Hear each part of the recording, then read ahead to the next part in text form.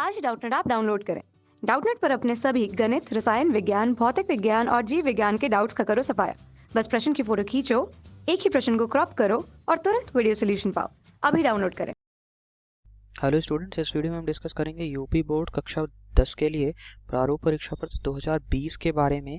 और विज्ञान विषय के लिए हम देखेंगे कि अध्यायवार अंकों का विभाजन हम देख रहे थे, उसी कड़ी में हम अगले अध्याय का देखेंगे कि आपके कौन से अध्याय से कितने अंक का प्रश्न आ सकता है और किस टॉपिक से आपको किस तरीके से पढ़ना है कि आपको 1 अंक का प्रश्न आना है या 2 अंक का आना है या 4 अंक का आना है या 7 अंक का। इस तरीके से हम पूरा डिस्कशन करेंगे ताकि आप परीक्षा में अधिक से अधिक अंक ला सकें। और देखिए यहाँ पर ये जो टॉपिक्स होंगे, इकाई 1 हम डिस्कस कर रहे थे, उसी में हमने अध्याय 1 हमने रासायनिक अभिक्रियाएं एवं समीकरण उसको डिस्कस कर लिया था। इसी तरह से अध्याय 2 अम्ल क्षारक एवं लवण के बारे में भी हमने देख लिया था।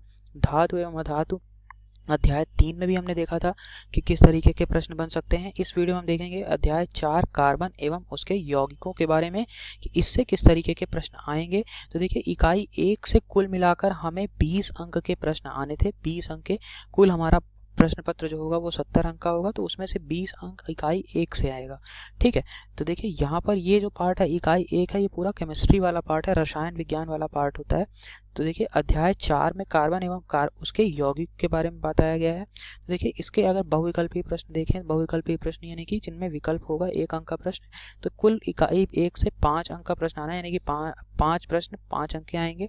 ठीक है, तो देखिए इसी तरीके से लघुत्तरीय प्रश्न अगर आप देखें तो लघुत्तरीय प्रश्न 2 अंक के प्रश्न होते हैं और 4 प्रश्न आएंगे, यानी कि 8 अंक का हो गया।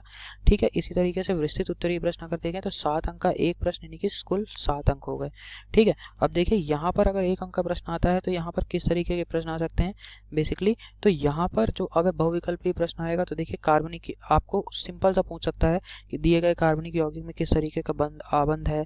ठीक है, कौन सा आपका बॉन्ड लगा हुआ है, कौन सा बंद है, इस तरीके का एक छोटा प्रश्न आ सकता है। हैलोजन्स क्या होते हैं, हैलोजन से आपको दिया रहेगा, कोई तत्व दिए रहेंगे, उसमें से पूछ देगा कि इनमें से हैलोजन कौन सा है, सबसे अधिक विद्युत ऋणात्मकता वाला हैलोजन कौन सा है।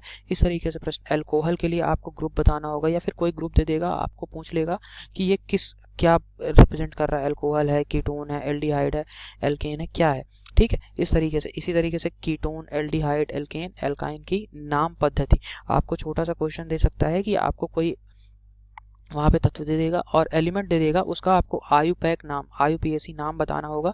ठीक है, इस तरीके के बहुविकल्पीय प्रश्न बन सकते हैं। इसके अलावा आपको अगर क्वेश्चन पूछेगा तो संतृप्त और असंतृप्त हाइड्रोकार्बन के बारे में भी देखिए, ये कार्बन है, कार्बन में अंतर पूछ सकता है। इसी तरीके से ये संतृप्त और असंतृप्त हाइड्रोकार्बन में आपको अंतर जो है ये 2 अंक का लघुत्तरीय प्रश्नों में भी आ सकता है, तो आपको इसके लिए भी करना है 2 अंक के लिए। अब देखिए यहाँ पर अगर 2 अंक का एक और प्रश्न देखें तो ये कार्बनिक यौगिकों के रासायनिक गुणधर्म, जैसे हमने पढ़ा था दहन, ऑक्सीकरण क्या होता है, प्रतिस्थापन अभिक्रिया क्या होती है, इससे आपका 2 अंक का प्रश्न बन सकता है। ठीक है, अब देखिए यहाँ पर इसके अलावा आपको 2 अंक का प्रश्न कौन सा बन सकता है, यहाँ पर साबुन और अपमार्जक क्या कहलाते हैं, इनको बनाने की विधि और इस तरीके के छोटे क्वेश्चन आ सकते हैं। अगर हम 7 अंक के प्रश्नों के लिए देखें तो यहाँ पर एथेनॉल तथा एथेनोइक अम्ल के केवल आपको गुणधर्म और उपयोग लिखना है, और साबुन और उपमार्जक बनाने की अगर आपको इन डिटेल विधि आती है तभी प्रश्न बन सकता है। तो ओवरऑल आपका हमने यहाँ पर देख लिया कि एथेनॉल, एथेनोइक अम्ल से 2 अंक का प्रश्न या फिर 7 अंक का प्रश्न, साबुन और अपमार्जक से हमने देखा 2 अंक का प्रश्न बन सकता है। और यहाँ पर आपको संतृप्त और असंतृप्त हाइड्रोकार्बन ये आना ही है, इनमें अंतर लिखने के लिए भी आ सकता है आपका 2 अंक का। ठीक है, तो इसको जरूर आप कंप्लीट कर लीजिए। इसके अलावा आपको इनके गुणधर्म जो मैंने कार्बनिक यौगिकों के रासायनिक गुणधर्म जैसे कि दहन, ऑक्सीकरण ये बताया, तो इसको आपको ध्यान रखना है। और बहुविकल्पीय प्रश्नों के लिए मैंने आपको बताया इनकी प्रॉपर्टीज, आयुपैक नामकरण। ठीक है, इन्हीं से क्वेश्चंस बनेगा। तो देखिए इस ये अध्याय यहाँ पे खत्म होता है। इसको और अच्छे से करने के लिए आप प्रीवियस ईयर के क्वेश्चन पेपर जरूर देख लें, जो आपको आसानी से मिल जाएंगे। और बहुविकल्पीय प्रश्नों के लिए और लघुत्तरीय प्रश्नों के लिए मैं आपको एनसीईआरटी के जो फैक्ट वाले डाटाबेस क्वेश्चन, वहाँ क्वेश्चन दिए होते हैं, हर अध्याय में दिए होते हैं, तो उसको आप परिभाषा, नियम ये जरूर पढ़ लें। वहीं से आपके बहुविकल्पीय और लघुत्तरीय प्रश्नों के लिए आपकी तैयारी काफ़ी अच्छी हो जाएगी। अगले वीडियो में हम देखेंगे अगले अध्याय के बारे में। Thank you. कक्षा 6 से 12वीं से लेकर नीट, IIT, JEE वो एडवांस के लेवल तक 1 करोड़ से ज्यादा छात्रों का भरोसा। आज ही डाउनलोड करें डाउटनेट ऐप या व्हाट्सएप करें अपने सारे डाउट्स 8400 400 400 पर।